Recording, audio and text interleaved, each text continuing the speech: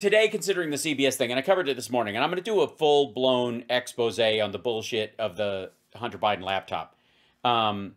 This is Bill Hemmer looking at us all like he was just hitting the ass with a shovel. I think he has John Paul Macisaac on. Now, every time they have this guy on, it's 4 minutes. By the way, this is called, if you'll notice down there, it says the Hunter Biden investigation. So they've got a whole chyron set up for this. Incoming GOP House majority to investigate Hunter. Sorry. Here we go. Now, let's see if John Paul Macisaac, he says he faced retaliation. I expect to continue. No one's retaliating against him. People are just calling bullshit. Republican majority in the House promising to investigate Hunter Biden, the president's brother, and ultimately the president himself over their... Where apparently they are hiding in the rotunda, which we can guess from this magnifying glass in front of the Capitol. Wouldn't Hunter and Joe be under the magnifying glass and the Capitol in that sense be holding the... Never mind. Their business. Right, I guess the elephant is holding it, but they're looking at the Capitol. You're not going to find Hunter or Joe there, actually. Dealings. What can we expect to learn from that? American Injustice. Oh, his book's out. My Battle to Expose the Truth. John Paul Macisaac. FBI probe? Ride? FBI rider? Something. I can't make out what the bars are supposed to say behind him where he's standing alone. American Injustice. By the way, super shitty graphic. You make it an American flag, but you can't. It just looks like I Can Injustice. Want to bring in the laptop repairman whose new book, American Injustice, is out tomorrow. Details what happened after he discovered Hunter Biden's... He found his hat was missing. Infamous laptop. John Paul Isaac is with me. Macisaac. Now, sir, how you doing? Good morning to you. And we've spoken before. Welcome back here. And you spoke to him before, but you fucked up his name. Well, things I just want to update our viewers on a couple. You worked for Apple for 6 years, and then you started your own shop. You fixed Apple products and Mac computers. Were you the one who was at the counter when Hunter Biden dropped off his laptop? Unfortunately, yes. I'm sole proprietor, so I was the only one. Yes, he's confused by the CBS story where the store just claimed there's no store. It's just him in the shop when he came in. Unfortunately, yes. What the fuck does that mean? Because he's just a disgusting human. Well, you didn't know it at that time, did you? Oh, no, I hated him when he came in. Really? Kind of gives us a little look inside why and the wherefore of how you might have ended up in this situation. Refresh my memory. Did you recognize that it was him at the moment? Dude can't see 6 inches in front of his face. You know, I really never cared enough about the Bidens to pay attention to what the offspring looked like. So I did not recognize him. It wasn't until the check-in process when he announced who he was, and then also I kind of put the pieces together when I saw the Beau Biden Foundation sticker on one of the laptops. Was that immediate or was that over time? Here's a question, and this is one I posed to everyone. The Beau Biden sticker on the laptop, vinyl or fabric, like a backstage pass? That'd be my first question. Was the sticker vinyl or was it fabric, like a backstage pass? Because one of them was actually made by the Beau Biden Foundation for stuff. More than likely, it was a backstage pass kind of a thing for an event or something when you had a sticker on it, unless it was a vinyl one that was just for, promotion of the thing itself. And it's weird that this, I put two and two together when he said his last name was Biden and his first name was Hunter, and then I read Beau Biden sticker on the, I was like, hang on, let me get this straight. It was kind of, it was, at first I thought when I saw the Beau Biden sticker that this was actually Hunter's deceased brother's laptops, because often is the case that a customer will come in with we've seen him tell this story with equipment that belonged to a deceased loved one, and they want to get the data off. So I figured this was no different. It wasn't until the next day when I realized that the person that came in my shop was also the person that starred in a lot of the homemade porn. Wow. So you were leafing through the images on it while you were copying stuff. In the first 3 hours you had it. You didn't do, like, again, you're copying stuff from a hard drive to another, or trying to do a data retrieval, and you're looking through the data as it happens. Starred in some of the homemade porn. All right.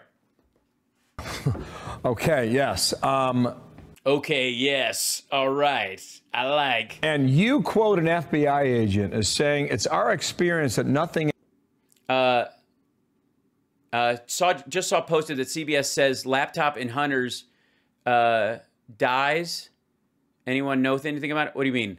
Laptop what? In Hunters what? Dies, knows anything about it? What do you mean? I'm missing parts of that. I mean, I saw the CBS story. We went through it. Ever happens to people who don't talk about these things. Yeah, this is what the FBI agent supposedly said to him. This is our experience that nothing ever happens. Okay, hold on, back up. The FBI agent Joshua, or like Agent Joshua or Agent Mike, said. And you quote an FBI agent as saying, it's our experience that nothing ever happens to people who don't talk about these things. What do you remember from that conversation? Basically, they were saying, don't go anywhere with this conversation. No, they're saying, if you keep your mouth shut, you might live. Oh, Magic Mike, the FBI guy? Yeah, right. Well, and I kind of was asking for it because, first off, when the agent showed up to my shop with a subpoena, I don't think, and those FBI agents had ever seen somebody so excited to be handed a subpoena in their life. I was overjoyed. And in the excitement when the agents were leaving after they confiscated all of Hunter's belongings. By the way, he kept a copy of the hard drive that he had made for himself. He did not honor the subpoena if indeed this story is real at all. I made a comment to Agent Mike. I said, don't worry, lads. When I write the book, I'll change your names. And that's when Agent Mike turned around and told me that in their experience, nothing ever happens to people that don't talk about these things, which was kind of chilling. But out of respect, I did change Agent Mike's name in the book. Wow. But I am calling him Mike here. Oh, wow. Okay. His real name is Mike, though. So here's Jim Jordan just last week on. Again, he just called him Agent Mike. What the fuck are you talking about? Okay. On what we might get to eventually. Listen. Also, by the way, we are 2 minutes and 45 seconds into a 5-minute bit about this. We are retreading that same comment, which is that the FBI threatened him. This is a whole other ball of wax. The idea that Hunter Biden even dropped the thing off, or it was really him, they just glaze right fucking past that. He does not mention, again, that this guy can't see 6 inches past the tip of his nose because he has a visual problem. He can only see stuff within 6 inches of his face. Everything else is a blur. And he'd never met Hunter Biden before. He can't pick these two agents out of a fucking lineup if they were real. And they do this weird thing about, if anyone comes back asking for this laptop, let us know and we'll bring it back. Stall them for 24 hours. It's the biggest pile of bullshit that's just embarrassingly stupid. So we've went from it wasn't his laptop and it was... Oh, this is the same shit we saw the other day. Nobody ever said it wasn't his... It was Russian disinformation. Yeah, nobody went from it wasn't his laptop, it's Russian disinformation. It's the laptop doesn't even fucking exist. And those two aren't mutually exclusive. They're two different things. The fake laptop is Russian disinformation. Oh, whatever was in there didn't affect the president's business dealings, even though he was involved, even though the laptop was real. No, he wasn't. Even though it was no, it isn't. Disinformation. Yes, it is. That's how far we've come. Also, he's taken his 5 talking points we've seen him repeat several times. He's cut 2 out of them and just kind of squashed it together because it's not surviving. And the hardest part he's dropped off the most crucial part, you'll notice, that he brought up several times in the same shirt in the same day on a bunch of different programs, which was, we've heard it hasn't affected what he's done as president. Right. That's the part that fucks this whole thing. The fact that Joe Biden is going further against China and against Russia than Trump ever thought to do means that neither have control over him. And we continue. So I think I think there are all kinds of questions that need to be answered, and well, call me. We're determined to get there. I don't know how far they get. They're not going anywhere. Try. And ask him now, Bill. You have a moment. He's right there. John Paul Macisaac is sitting right in front of you, ish, and you have an opportunity. You have one opportunity, Bill. Ask him, would you be willing to testify to this committee under oath?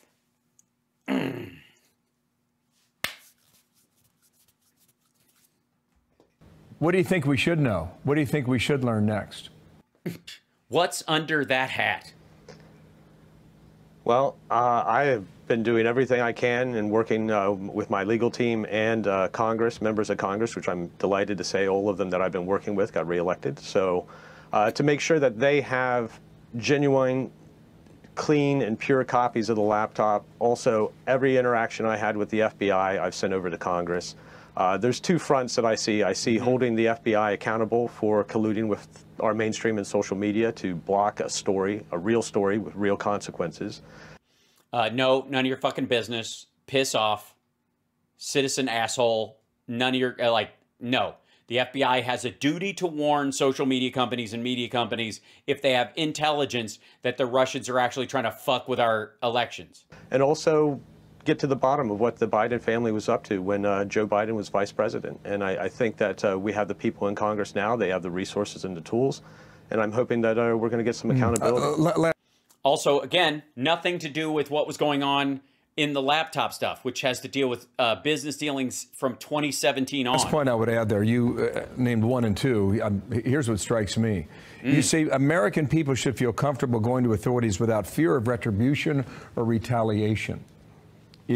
Is it your experience that this was retaliation?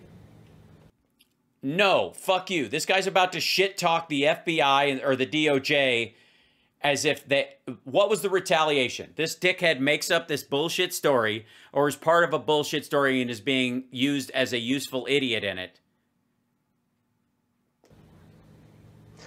You know, I have been dealing with retaliation from multiple fronts for the past 2 years when...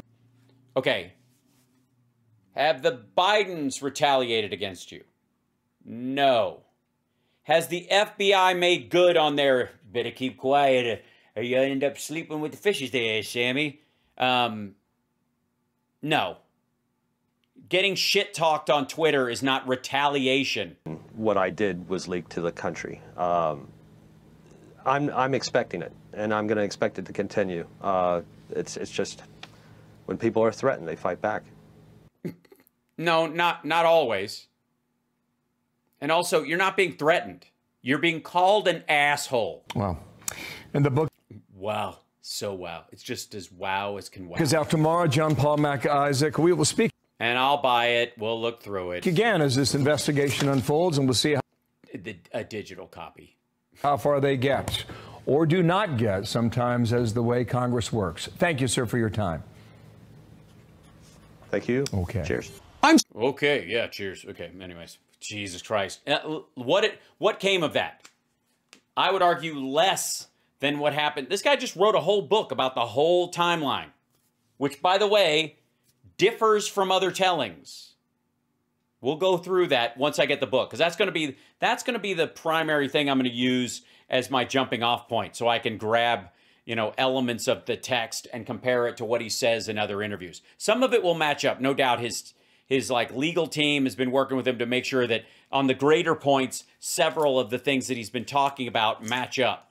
Can we do one more before the night is, because the night is young and I don't get to do a show on Wednesday, so Is that a possibility? Is that okay with you guys? It's 5 o'clock already. I don't want to eat in anybody's evening, but yeah, good. Thanks, Francie. I got a lot of plane rides ahead of me. I don't think it'll take me long. This is fairly short. Wait, 1 second. Yeah. Yeah, this is the, like, hey, here we go. All right. So,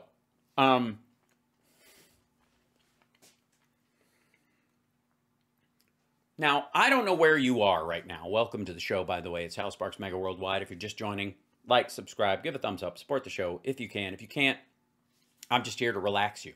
You know what I mean? I'm your lap dance that your buddy paid for. I'm just here to, you know, help you end the week or start the week on a chill note. It's a holiday. We got a lot to be thankful for. But I've been looking at the news. I've been looking at the weather reports, and the weather outside is indeed frightful. Now,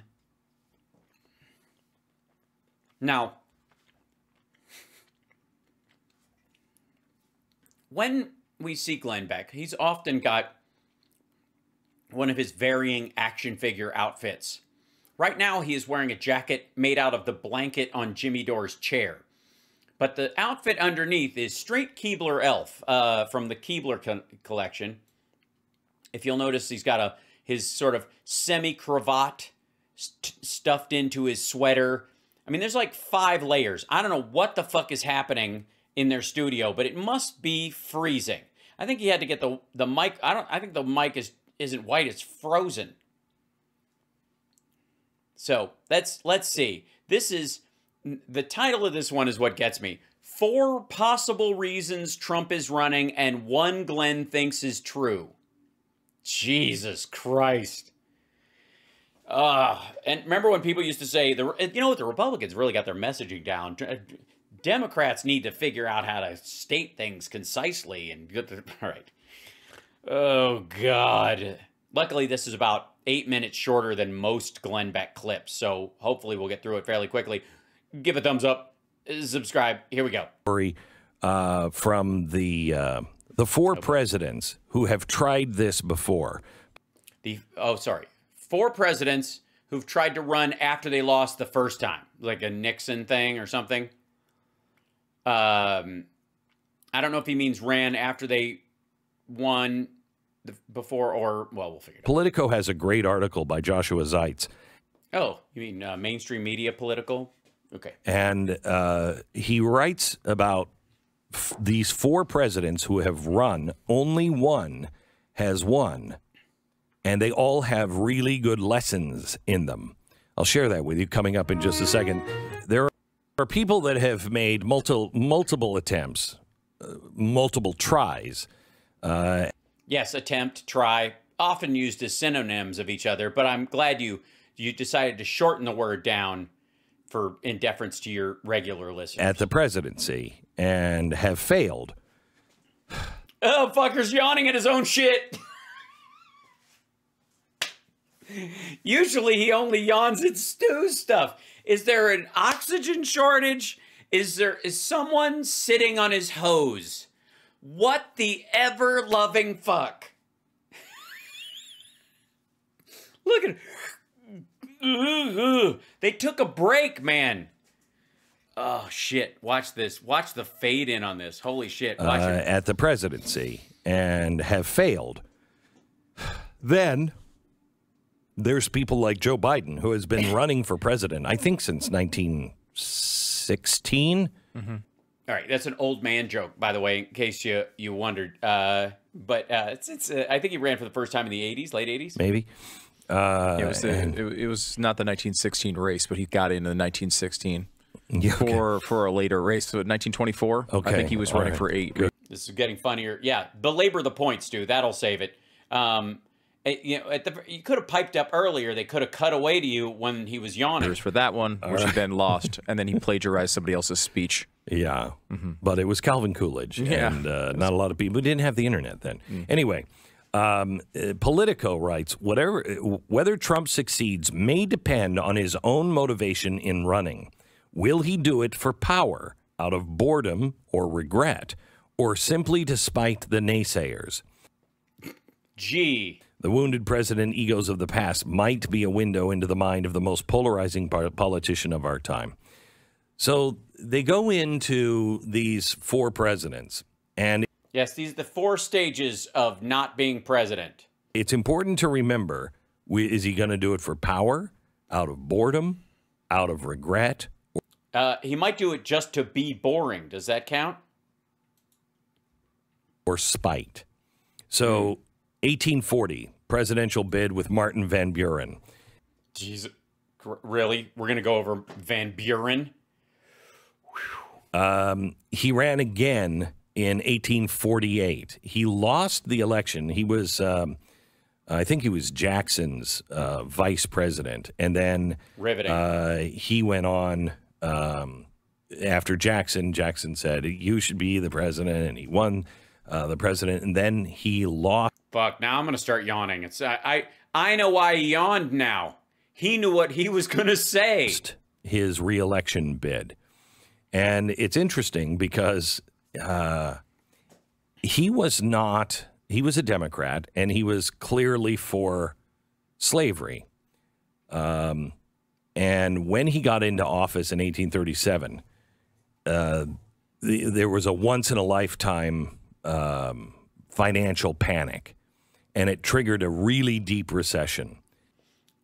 No, that wasn't once in a lifetime. If you'll recall, a lot of people who were born around that were alive in 1920. He was now wildly unpopular, so he lost his bid, and then... Maybe it was the pro-slavery thing, right? Is this... In 1844, Van Buren attempted a comeback, but listen to this, a fiercely contested Democratic convention instead nominated James Polk of Tennessee, an ardent expansionist and proponent of slavery. Remember, it's just the Democratic Party. Yes, before the Dixiecrats switched over to becoming Republicans. Go fuck yourself. Many of Van Buren's supporters would nurse a long grudge against Southern Democrats for thwarting his comeback. So don't call it a comeback. So he's going in and he loses the bid for the Democrats. So he decides that he is going to go with his son, who started a third party, the Barn Burners. Yeah, I don't know why that didn't last. The argument will, watch, in a couple weeks, Glenn's going to request we bring back the Barn Burner Party. He was indifferent about slavery, and he didn't expect to win. What he was trying to do was reorder the party. He was... Can I say for the record, don't let his outfit and his glasses fool you with this professorial charade that he's putting on. It's embarrassing. Glenn just read this shit. He didn't know any of it till he read the Politico article, and now he's acting like he knows it in a way that Stu could never comprehend, with a depth of understanding and his deep understanding of historical moments. He literally is just like telling this news story he read today. Trying to use his power to... If you and I went to this Politico article, if he puts it up, I'll look for it. But if you and I went to this article, guaranteed we would read a paragraph that he is shittily retelling right now. Shift the party and still be the guy who's, the power player. He didn't win. In fact, the election went to Zachary Taylor because there was a third party. And so the Whigs took it. And then we never heard from him again. And not a lot of people were indifferent on slavery, I feel like. I feel like that was like one you took a position on. Yeah. Either way. No. Actually, there were a lot of people that were on the margins. We weren't as connected as we were back then. Some people had no interaction or understanding of it at all. Some people were so impoverished they couldn't afford this was stuff that basically Southern robber barons did. They didn't even understand the Industrial Revolution either. Yeah, but I think that's kind of like there's a lot of people with abortion today. No, it's true. I don't know. Yeah, you do. Hold on one second. Yeah, let's see. Politico, 4 traits, President, Trump, run again. I don't know. Some shit. Yeah, here you go. That wasn't wrong. There you go. Look at this shit. Here you go. 4 4 ex-presidents who ran again and what they mean for Trump. Only a handful of presidents have sought non-consecutive terms. Their efforts carry lessons for Donald Trump. Hold on one second. I need a, let's see, some sort of, do I have some sort of hat? Something like that? I gotta find a,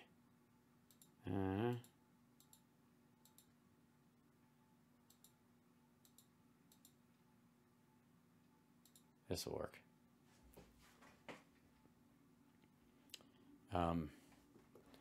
Only a handful of presidents have sought non-consecutive terms. Their efforts carry lessons for Donald Trump. Let's see. In just a few hours, it may very well be official. If the chattering class is right about this evening's announcement from Mar-a-Lago, for the 3rd time in just 8 years, a presidential election will hinge largely on what voters think of Donald Trump. Do they loathe him, love him, view him as a messianic figure, or an existential threat to American democracy? Will they stomach another 4 years of chaos if they believe he has a credible plan to address inflation and crime? The next 2 years are full of unknowns. But at least one thing is certain: the once and would-be future president will almost certainly suck the air out of the room and define the terms of the debate more accurately. Trump will be the term of debate. Now, children, gather around. You'll know that this didn't turn out to be true at all. As a matter of fact, right after this article was written, Donald Trump would walk out to the podium, fill a paper bag with his own farts, pop it several times in front of the crowd. It took him 3 or 4 tries because of his tiny, tiny, tiny hands.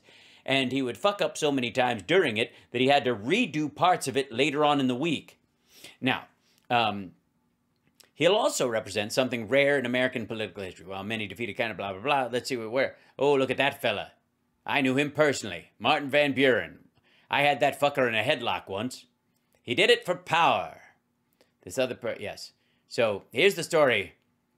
As one of the architects of Andrew Jackson's winning presidential bid in 1828, Van Buren helped fashion what had been a loose and disparate coalition opposed to outgoing administration of President John Quincy Adams into the Democratic Party, the nation's first modern political organization. Though a combination of federal jobs and patronage, the so-called spoils system, and a policy agenda that targeted banks and moneyed interests, he stitched together a lasting political coalition of farmers, urban craftsmen, laborers, and a rising generation of immigrants, many of them Catholics from Germany and Ireland.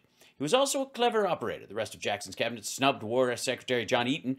Based on rumors, he first became romantically involved with his wife Peggy when she was still married to her first husband.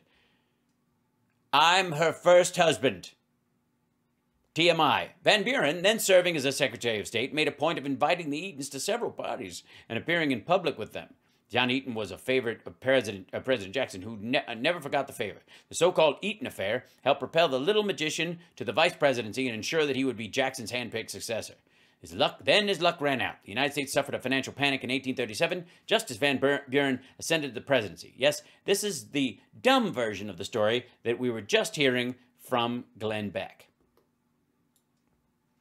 I don't know. I don't think people will look back and be like, "Wait, you didn't take a position on babies dying? Exactly. Wait, I don't. Wait, there's just no. Wait, they were chopping them up, and you were fine with You're that. just like neutral, huh? Okay, a little Switzerland on that one, huh? So, ladies, if it's murder or nothing, you're like there is no other point of view on abortion. And you cannot, and I guess, ladies and gentlemen, you are not allowed to withhold your feeling about how you would even proceed until, I guess, you're pregnant, till you have to make the decision. Grover Cleveland. I look good in that filter. You'd think I should grow a big white beard and put on eyeshadow? Is because I think that thing has, I'm pretty sure that one has, if I'm not mistaken, a little bit of eyeliner. Yeah, it does. It's a weird little, trick there. It's not half bad. I feel like I should be working out, and then I go out and I sit in a stream full of ice water, and then I go cut some goddamn wood. Right. Okay, here we go. Is the next one. This is 1888. He's already been president. He's super excited. He's running for re-election. But he's kind of, he doesn't really care. He was indifferent on his own presidency? He was indifferent on his own presidency. Mm-hmm. And so Benjamin Harrison won. And this particular election is very much like what we're facing now. It was very, very close. This was not very, very close. And, you know, you didn't have a lot of swing going one way or another. Yes, you did. This is literally the worst description of 2020 ever. So he retires and he goes to New York City and he plays cribbage with his friends. He goes to the theater. Oh, unless they're saying Trump lost and was because he got bored with his own presidency. And he goes out to eat and then goes out to eat some more.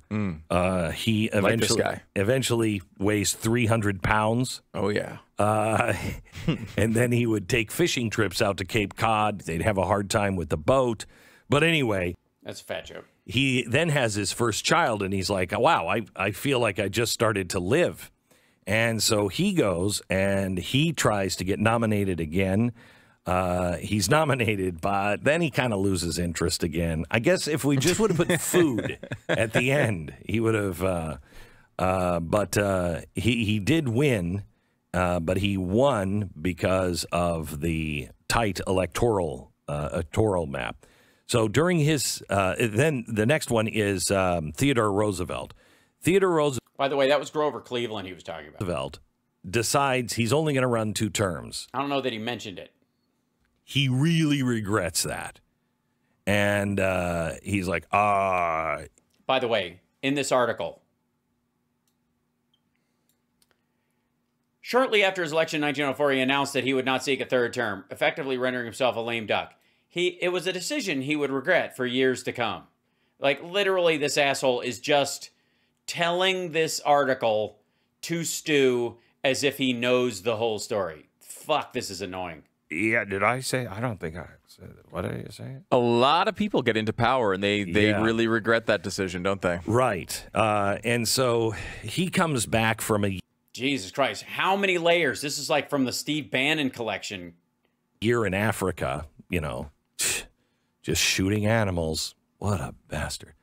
And he's upset that the conservative Republicans had taken back over. They were like, yeah, I don't think this administrative state is really what we should be for. And so he gets very upset about that and tries to reverse the tide to be a party of, you know, more like Mitch McConnell. And so the Republicans decide, no, we're against the administrative state. So he decides to start his own party, Bull Moose Party. He loses, but again, he lets the progressive Democrat, Woodrow Wilson, get in. So the lesson is stay away from third parties, and if Trump runs as a third party candidate, we're fucked.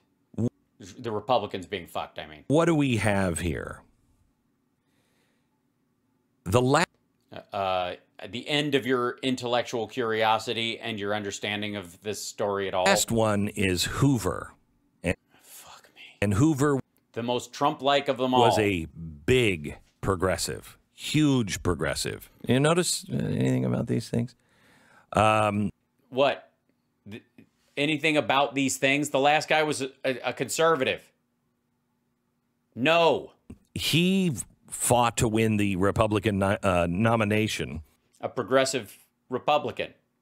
Gia, I have to say that Glenn saying progressive Republican probably is about as exciting as Democratic slaveholder to the Republican side. Worse. After he left. Yeah, Hoover was not a progressive. I just think this is fucking stupid. Left office. He starts to come back, and he wants to come back, I don't know, 1940. And the Republicans this time decide they want an even more progressive Republican. And so the lesson is that anybody who tells you the Democrats and the Republicans at that time didn't switch sides is a fucking lunatic. And so they get Wendell Willkie, and neither one of them win. So the lesson here is, oh boy, wrap this shit up, because I don't even know where the fuck you're going. Martin Van Buren's second run. It was about regaining or retaining power. Okay, The article says this, fuckstick. It literally, look, you want to see? This is so stupid. This is the article. The title of each section. Hold on, let me do the first one. He did it for power. He did it out of boredom. He did it out of regret. He did it out of spite. Not just the power of the presidency, but the lasting control of a movement and a party that renders Trump a defining force on the world stage. I personally think he already has that. Nope. If he's... Dude, Matt Gaetz was just on Newsmax saying that Trump couldn't lock up the speakership in the Republican Party. The fucking Speaker of the House. Like Grover Cleveland and like, how many games of golf can I play? And there's not enough all-you-can-eat buffets.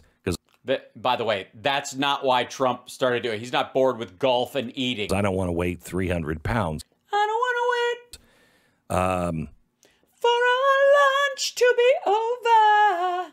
Then it's his for the taking, like 1892. Is that his cholesterol count? Or probably, according to Politico, has to do with regret.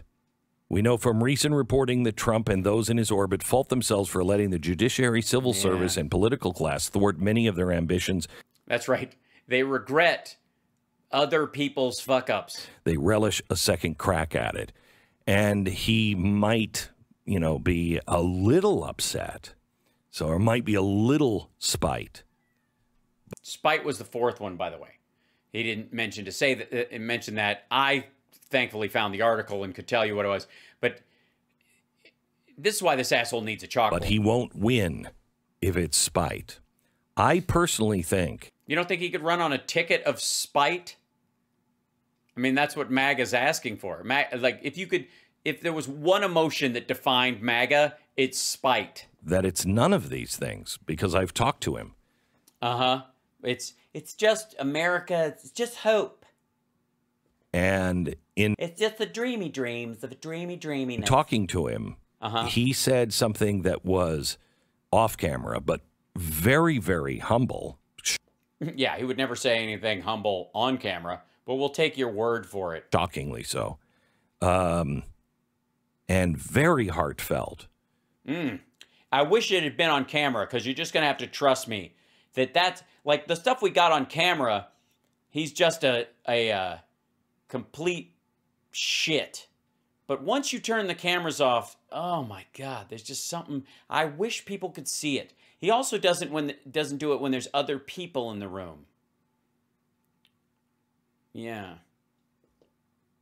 When I talked to him, he said, "I can't believe what they're doing to the country." Are you kidding me? That's him trying to manipulate you. That's the phrase. I can't believe what they're trying to do to the country. And by country, I mean me. They raided the country. They spied on the country. We had this. We had it fixed. We were on the right track. And right. That's his ego again, dummy. They have just destroyed it. Ugh, it's terrible. Have you seen... Look, hold on. Let me see it. I got to check oil prices. I got to check oil prices. They got to be the worst they've ever been. Like Trump said the other day, they're high and they're going to keep going up. It's going to be terrible. And where is it? Where's the primary? Come on now. Here you go. I guess I'll look at this page to find the latest ones. WTI crude which is the baseline, is $79.73. Brent's 87. Tokyo's here. This one's natural gas down 2% right here. Brent crude's up. The sweet stuff they could charge more for, but the gunk stuff that goes everywhere else below $80. You were saying in less than 2 years, and This is the same shit he says on stage. What are you talking about? He said, this is the part that I think this is why he's running. This is it. One thing Glenn thinks is true. I can't live with myself seeing all the millions of faces that I have talked to, and I promised I would fix it and stand up for them. After they stood up for me, how am I going to sit down and watch the country burn to the ground when I know I can help them? Oh my God. Because I magically can fix it. There's nothing humble about that. It's just as egotistical as everything else he fucking said. What are you talking about? He said humbly, how can I, as their one true Messiah, how can I sit there and watch as the whole country burns without my guidance and look them in their child faces? Hi. Hi. Hello. Hold on one second. I have a guest and a visitor. Hold on. Hi, buddy. Which one am I? Which one am I? It's hard to tell. And you're the guest. He's the visitor.